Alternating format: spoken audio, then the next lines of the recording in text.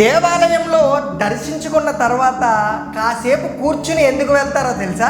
సాధారణంగా దేవాలయాన్ని దర్శించినప్పుడు మానసికంగా చాలా ప్రశాంతత కలుగుతుంది. దేవాలయంలో దేవుడి దర్శనం అయ్యాక శరీరం మనసు రెండు ఉత్తేజించబడతాయి. దీనికి కారణం అక్కడి భగవంతుడి మహిమ, మంత్రోచ్చారణలు మాత్రమే కాదు, ప్రత్యేకమైన మన ఆలయ నిర్మాణ శైలి కూడా ప్రధాన కారణమని చెప్పవచ్చు. దేవాలయాలు అనేవి శక్తి కేంద్రాలు.